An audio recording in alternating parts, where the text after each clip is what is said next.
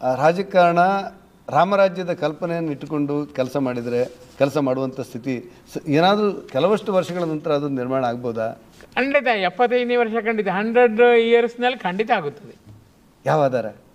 ನಾನೇ ಆಧಾರ. ನಾನು ಇಷ್ಟವರೆಗೆ ಸುಳ್ಳು ಹೇಳಲೇ ಇಲ್ಲ. ಮತ್ತು ಗುರುಜಿ ಆಧಾರ. ನನ್ನ ಭಾರತದ ಉದ್ಧಾರ ಖಂಡಿತ ನನ್ನಿಂದ ಆಗುತ್ತದೆ. ಅವರ ಕೈವಲ್ಯ ಬಳಗದಲ್ಲಿ 333 ಹಿರಿಯ ಆತ್ಮಗಳಿದ್ದಾವೆ. ಎಲ್ಲ ಸ್ವಾತಂತ್ರ್ಯ ವೀರರೆಲ್ಲ ಅಲ್ಲಿದ್ದಾರೆ. ಅವರೀಗ ಡಿವೈನ್ ವಾಲಂಟಿಯರ್ ಆಗಿ ಕೆಲಸ ಮಾಡ್ತಾರೆ. ಈ ಭಾರತಕ್ಕೆ ದಿವ್ಯತೆ ಇದೆ.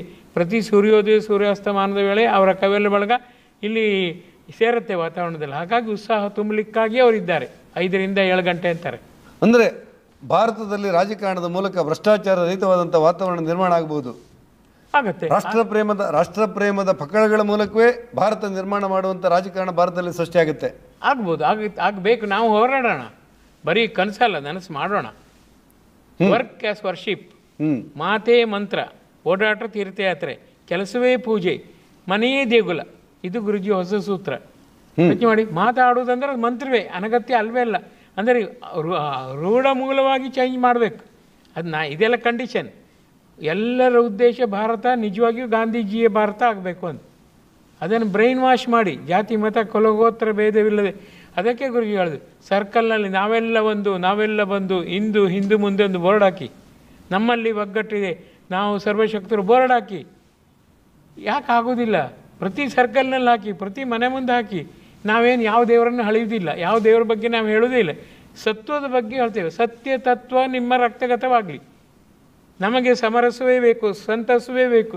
ವಿರಸ ಬೇಡ, ಸಂತಸ ಸಂತೃಪ್ತಿ ಸಮಾಧಾನ ಅಕ್ಷಯವಾಗಲಿ, ಪ್ರಯತ್ನಿಸೋಣ. ಹಾಕಿದ ತಪ್ಪ? ಎಲ್ಲರ ಉದ್ದೇಶ ಇದೆ ತಾನೆ. ನೆಮ್ಮದಿ ನಮಗೆ ರಕ್ತಗತವಾಗಬೇಕು. ಪ್ರತಿ ಕಡೆಯೂ ಸಂತಸ ಉಕ್ಕುತ್ತಿರಬೇಕು. ನನಗೆ ಬೇಕಾಗುವುದು ನಗುಮುಖ ಮಾತ್ರ, ಬಿಗುಮುಖ ಅಲ್ಲ. ಹಾಕೋಣ. ಏನೀಗ ರೆಡಿಮೇಡು ಬೋರ್ಡ್ ಮಾಡಿ ಹಾಕೋಣ. ಅವ ಕಂಡಾಗ ನನಗೆ ಬೇಕು ನಗುಮುಖ, ಅವ ಆತ್ಮವಿಮರ್ಶೆ ಮಾಡ್ಕೊಳ್ಳಿ. ಅಯ್ಯೋ ಎಷ್ಟು ಕೋಪ ಬಂದಿದೆ. ಕೋಪ ಅದಕ್ಕೆ ಹೇಳ್ತಾರೆ, ಬಂಧಿಸಿ 9 ಮಂದಿನ ಕಿತ್ತಾಕಂತ. ಕಾಮ, ಕ್ರೋಧ, ಲೋಭ, ಮೋಹ, ಮದ, ಮತ್ಸರ, ಅಹಂಕಾರ, ಮಮಕಾರ, ಸಂಶಯ. ಈ 9 ಮಂದಿಯಿಂದ ಎಲ್ಲ ರಾದ್ಧಾಂತ ಆಗೋದು. ಆ 9 ಮಂದಿ ನಿಯಂತ್ರಣಕ್ಕೆಲ್ಲ ವಿಧಾನ ಹೇಳಿದ್ದಾರೆ ಗುರುಜಿ. ಅದನ್ನು ನಾವು ಉದ್ಧಾರ ಆಗಬೇಕಂದ್ರೆ ಮಾಡಿ. ನನ್ನ ಉದ್ಧಾರವೇ ಬೇಡ ಅಂದರೆ ಅವ ಹಾಳಾಗಿ ಹೋಗಲಿ. ನಾವ್ಯಾಕೆ ಒದ್ದಾಡೋದು? ಈಗ ಏನಾಗಿದೆ ಅಂದರೆ, ಯಾರು ಆಸಕ್ತರೋ ಅವ್ರಿಗೆ ದಾರಿ ಇಲ್ಲ, ಯಾರಿಗೆ ದಾರಿ ಇದೆಯೋ ಅವರು ಅನಾಸಕ್ತರು. ಆ ಸ್ಥಿತಿಯಲ್ಲಿ ನಾವಿದ್ದೇನೆ. Who will bell the cat? ಒಬ್ಬ ಮಾಡಲೇಬೇಕು. ಅವನನ್ನು ಎಲ್ಲರೂ ನಂಬಬೇಕು. ಅದು ನಾನು ಹೇಳೋದಷ್ಟೇ. ನಂಬಬೇಕಾದ್ರೆ ಉದ್ಧಾರ ಆದವ್ರು ಲಕ್ಷಗಟ್ಟಲೆ ಇದ್ದಾರೆ, ಕೋಟಿಗಟ್ಟಲೆ ಇದ್ದಾರೆ.